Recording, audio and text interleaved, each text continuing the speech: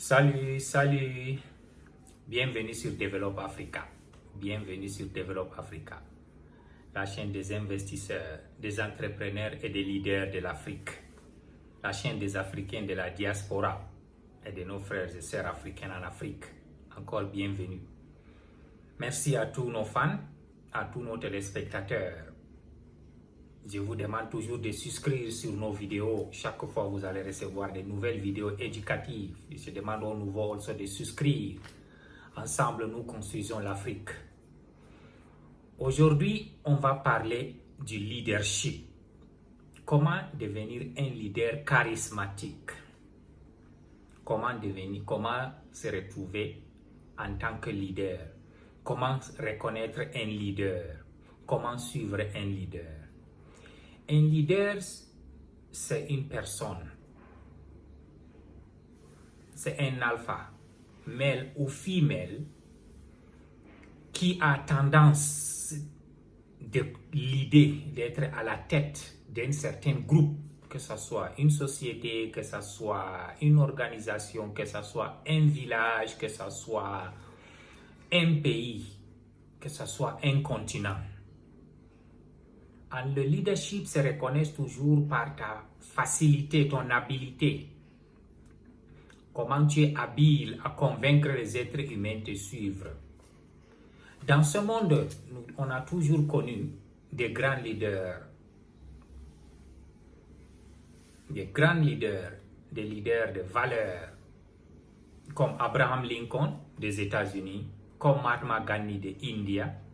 On a connu comme le général de Gaulle de la France, comme Mao Zedong de la Chine. On a connu tout récemment un nouveau leader qui a touché le monde, qui a marqué son existence, celui de Dubaï, Mohamed bin Rashid Al Maktoum. Quand on vient en Afrique aujourd'hui, on va parler de nos leaders comme Nelson Mandela, le Kwame Nkrumah, le Julius Nyerere. On va parler de l'ancien président de la Côte d'Ivoire, Félix Houphouët-Boigny, de Haïlé Selassie, je peux citer tant d'autres. Alors, comment tous ces gens sont arrivés à convaincre le monde? Comment ça veut dire comment ils sont arrivés à être des leaders? C'est bien vrai que il y a des leaders qui sont nés. Souvent, nous connaissons dans nos cultures, on trouve des royaumes, et c'est des familles de royaumes. Ça veut dire que quand un enfant est né, il y a une certaine règle de vie qu'on impose à cette personne parce qu'à l'avenir, il va devenir un leader. Il y a d'autres qui sont nés des leaders, ça veut dire que leur habitude, on appelle ça en français, ils sont des introverts. Introvert, c'est quelqu'un qui est trop réservé, ça veut dire qu'il ne dit pas n'importe comment, qui connaît la valeur des gens, qui comment manager, comment discuter avec les autres. Un exemple, souvent tu peux voir dans la jeunesse, un groupe de jeunes, un exemple de 10 personnes. Parmi les 10 personnes, il y a un parmi eux qui est plus respecté, qui est plus écouté. Même s'il y a des discussions, cette jeunesse-là, ce groupe va toujours se référer à lui pour tirer des conclusions. Des fois, même s'il faut les choses de confiance pour donner à garder à cette personne, ça veut dire qu'il y a déjà une distinction de leadership en lui, que les gens ont mis confiance en lui. Quand lui, on connaît, ils peuvent dire que lui, il ne ment pas, il ne prend pas de parti pris, il ne fait pas de paroles par derrière. Il a toujours un respect de tout le monde et il se respecte. C'est comme ça qu'on reconnaît un leader. Aujourd'hui en Afrique, il y a dans des familles, des couples, que ce soit le mari ou souvent c'est la femme. Mais l'homme africain toujours condamne quand la femme est leader. Par contre, c'est quelque chose qui est inné. Des fois, il peut arriver que ce couple, la femme, elle est extroverte. Extroverte, ça veut dire qu'elle est ouverte, elle connaît comment manager avec les gens, comment comprendre la famille, discuter avec la belle famille, résoudre le problème, aider le mari à faire certaines choses, des économies, comment élever les enfants, comment faire à ce que la famille soit une famille heureuse. Maintenant, cette habilité que cette femme a, le don qu'elle a, l'homme est obligé de se plier chaque fois pour demander conseil à sa femme. Mais nous, les Africains, on dit, oh, l'homme là, sa femme lui commande et tout ça. On a des différentes visions des choses. Par contre, c'est notre avantage quand ta femme est une personne qui s'occupe de toute la famille, qui fait que la famille soit en joie. Il y a des fois, ça peut être c'est le mari. Maintenant, le côté de la famille de la femme pour dire que non, ton mari là, il te commande trop et tout. C'est que les gens de dehors ont tendance à voir des choses d'une manière négative. Par contre, c'est l'esprit de leadership qui a amené qu'un parmi eux a certains charismes qui fait à ce que les gens le suivent. Aujourd'hui, je peux vous dire que ce soit dans des sociétés, que ce soit dans des grandes multinationales, que ce soit nos chefs de l'État, il y a d'autres qui ne sont pas des leaders. Ils sont que des managers. Maintenant, il faut qu'on comprenne la différence entre un manager et un leader. Un manager, c'est celui qui occupe un poste de responsabilité. Les gens le suivent seulement à cause de ce poste, mais pas à cause de lui. Aujourd'hui, nous connaissons en Afrique, il y a beaucoup de gens qui ont eu de grands postes de responsabilité, mais à leur retraite, ils n'ont aucune valeur, aucun respect de la communauté. Personne ne les écoute. Ils n'étaient pas des leaders, ils étaient des managers. Il y a nos chefs d'État africains aujourd'hui qui ont laissé le pouvoir, que les gens les ont oubliés même qu'ils existent parce qu'ils n'étaient pas des leaders, ils étaient des managers. Ils occupaient un poste de président que les gens respectaient seulement le poste, mais les gens ne connaissaient pas sa valeur, ils n'avaient pas d'impact. Nous, on est en train de faire l'amalgame entre un leader et un manager. Le leadership, tu peux être né avec, tu peux te former avec, et tu peux aussi devenir leader dans des conditions difficiles de la vie auxquelles tu as parcouru qui va t'aider à changer de voie le cours de la vie. Souvent, les circonstances de la vie peuvent faire quelqu'un où il devient bien avec le monde, où il devient mauvais. C'est là où on trouve les leaders.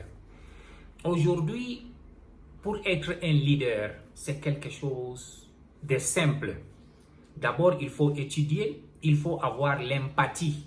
Empathie est trop différent de la sympathie parce que chaque fois qu'on parle, les gens ont dit la sympathie. Quand tu es trop sympathisant, tu ne peux pas être un leader parce que tu deviens émotionnel et tu prends une partie des choses. Il faut avoir l'empathie. La sympathie n'est pas bon. Maintenant, l'empathie, c'est quelque chose que tu connais comment le peuple se sent, comment ils vivent, comment ils réfléchissent, comment ils pensent. Tu te mets à leur place, mais en les aidant à devenir des meilleurs. C'est ça qu'on appelle le leadership. Maintenant, si tu veux créer une entreprise et tu n'es pas un leader, dans cette entreprise, forcément, il doit avoir un leader que les gens écoutent. Vous n'avez pas constaté, que ce soit dans des gouvernements ou dans des sociétés, souvent, le président n'est pas écouté comme son premier ministre ou son vice-président. Son vice-président est un leader, mais lui, il n'est qu'un manager. Son vice-président ou le premier ministre a l'esprit de leadership. Souvent, dans des sociétés, tu vois, le directeur général n'est pas écouté, mais le directeur général adjoint ou le manager est vraiment écouté.